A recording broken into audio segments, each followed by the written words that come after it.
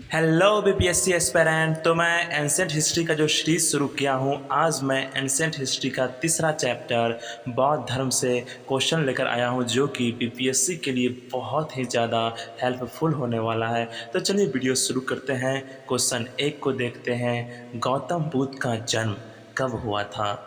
तो सही आंसर होगा ए 563 ईसा पूर्व। और गौतम बुद्ध का जन्म कपिल वस्तु के निकट लुम्बिनी में हुआ था। उनके पिता शुद्धोधन शाक्यगण के प्रधान थे तथा माता जो माया देवी था वो कोल्य वंश की कन्या थी। 29 वर्ष की अवस्था में उन्होंने गृह त्याग दिया, जिसे बौद्ध ग्रंथों में महाभिनिष्क्रमण की संज्ञा दी गई। दूसरा क्वेश्चन है कि महात्मा बुद्ध का महापरिनिर्वाण कहाँ हुआ? तो सही आंसर होगा कुशीनगर में। सी सही हो जाएगा। अब इनके बारे में जानते हैं कि बौद्ध धर्म का प्रचार करते हुए महात्मा बुद्ध मल्लों की राजधानी पावा पहुँचे, जहाँ वे चुंद नामक लुहार की आम्र वाटिका में ठहरे। उसमें बुद्ध को शुक्रमदेव खाने को दिया, जिससे उन्हें रक्त तिसार हो गया और भयानक पीड़ा उत्पन्न हुई। इस वेदना के बाद भी वे कुशीनारा यानी कि मल गणराज की राजधानी पहुँचे। यही 483 ईसा पूर्व में 80 वर्ष की अवस्था में उन्होंने शरीर त्याग दिया और बौद्ध ग्रंथों में इसे महापरिनिर्वाण कहा जाता है, जो कि कुशीनगर में हुआ था। अगला क्वेश्चन है कि निम्नलिखित राज्यों में से किसका संबंध बुद्ध के जीवन से है? तो सही आंसर सी और डी दोनों होगा, कौशल और मगध। क्योंकि गौतम बुद्ध ने अपनी शिक्षा के प्रचार प्रसार हेतु मगध एवं कौशल दोनों राज्यों में भ्रमण किया था। 4 नंबर क्वेश्चन है कि निम्नलिखित में से कौन सा एक बौद्ध मत में निर्माण की अवधारणा की सर्वश्रेष्ठ व्याख्या करता है? तो इनका सही आंसर हो जाए ए तृष्णा रूपी अग्नि का समान। बुद्ध ने निर्वाण को मन की उस परम शांति के रूप में वर्णित किया है जो तृष्णा, क्रोध और दूसरी विषादकारी मन स्थिति से परे है। यह शांति तभी प्राप्त होती है जब सभी वर्तमान इच्छाओं के कारण समाप्त हो जाएं और भविष्य में पैदा हो सकने वाले इच्छाओं का जड़ से नाश हो जाए। निर्वाण में तृष्णा और द्वेष के कारण जड़ से समाप्त हो जाते हैं, जिससे मनुष्य सभी प्रकार के दुखों या संसार में पुनर्जन्म के चक्र से छूट जाता है। तो सही आंसर ए हो जाएगा। अगला क्वेश्चन है कि बौद्ध गया में किसे ज्ञान की प्राप्ति हुई? तो बौद्ध धर्म के प्रवर्तक गौतम बुद्ध को ज्ञान प्राप्ति बौद्ध गया में हुई थी। यहाँ 6 वर्षों की कठिन साधना के बाद 35 की अवस्था में वैशाख पूर्णिमा की रात्रि को एक पीपल के वृक्ष के नीचे इन्हें ज्ञान की प्राप्ति हुई थी। तो सही आंसर बी गौतम बुद्ध होगा। 6 नंबर है कि महात्मा बुद्ध ने अपना पहला धर्म चक्र परिवर्तन कहाँ पर किया था? तो महात्मा बुद्ध जो थे वो सारनाथ में किए थे। ज्ञान प्राप्ति के पश्चात गौतम बुद्ध ने अपने मत का प्रचार प्रारंभ किया। कुरुबेला से वे सबसे पहले ऋषिपतन, वर्तमान में सारनाथ वाराणसी के निकट है।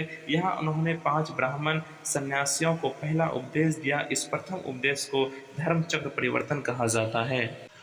आगे है कि सारनाथ में अपना प्रथम प्रवचन किसने दिया था? तो ये पीछे का ही क्वेश्चन है, महात्मा बुद्ध सही आंसर हो जाएगा। 8 नंबर क्वेश्चन में पीछे वाला का ही क्वेश्चन रिपीट हुआ है कि गौतम बुद्ध ने अपना प्रथम उपदेश कहाँ दिए थे? तो वो सारनाथ में दिए थे। 9 नंबर क्वेश्चन कहता है कि प्रथम बौद्ध संगीति के अध्यक्ष कौन थे? तो ये महाकश्यप थे। चलिए इनके बारे में डिटेल से जानते हैं कि प्रथम बौद्ध संगति जो कि बुद्ध की मृत्यु के तत्काल बाद राजगीर में हुआ था और इसी समय मगध का शासक अजातशत्रु था। इस संगति की जो अध्यक्षता है वो महाकश्यप ने की थी तथा इसमें बुद्ध के प्रमुख शिष्य आनंद और उपाली भी उपस्थित थे। इसमें बुद्ध की शिक्षाओं का संकलन हुआ था। उन्हें सूत और विनय नामक 2 पिटकों में विभाजित किया गया था। आनंद तथा उपाली क्रमशः धर्म और विनय के प्रमाण मिले हैं।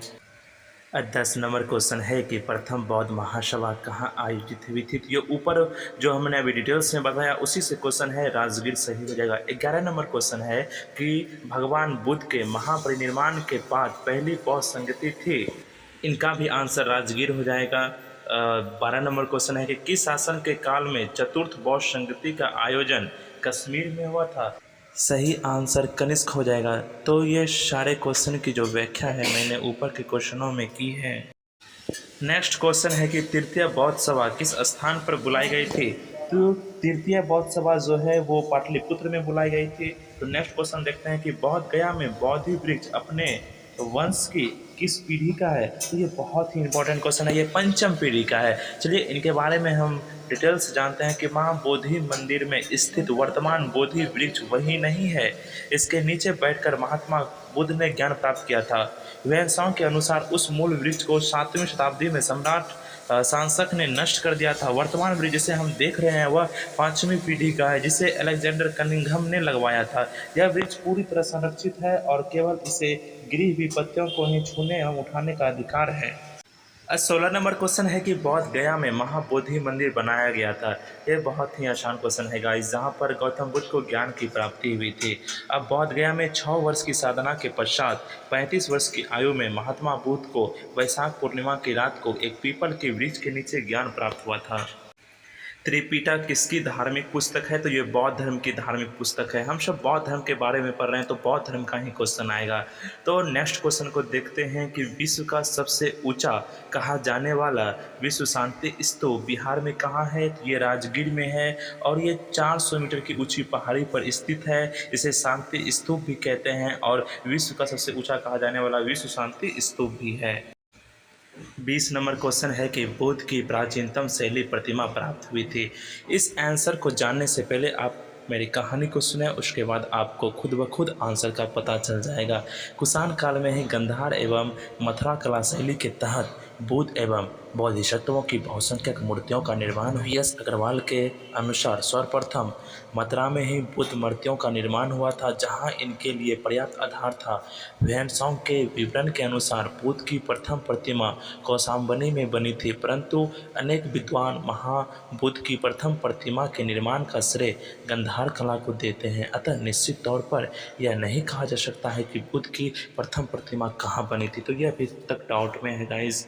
21 नंबर क्वेश्चन है कि नालंदा विश्वविद्यालय के स्थापना का युग है, तो गुप्त काल में इसकी स्थापना हुई थी।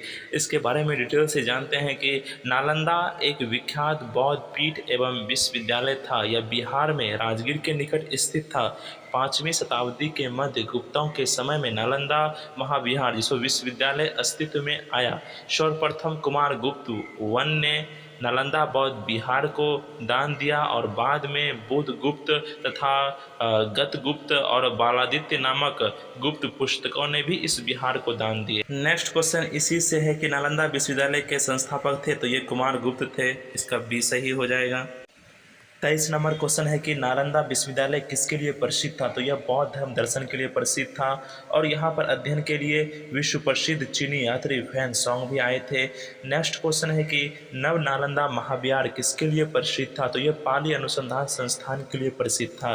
ये जो था बौद्ध अध्ययन का आधुनिक केंद्र था, जिसे बिहार सरकार ने 1951 ईस्वी में नालंदा में स्थापित किया था। इस केंद्र में बौद्ध एवं पाली अनुसंधान संस्थान है, जहाँ बड़ी संख्या में श्रीलंका, जापान, कोरिया, तिब्बत, भूटान आदि देशों से पाली एवं बौद्ध अध्ययन पर अनुसंधान हेतु विद्यार्थी आते थे।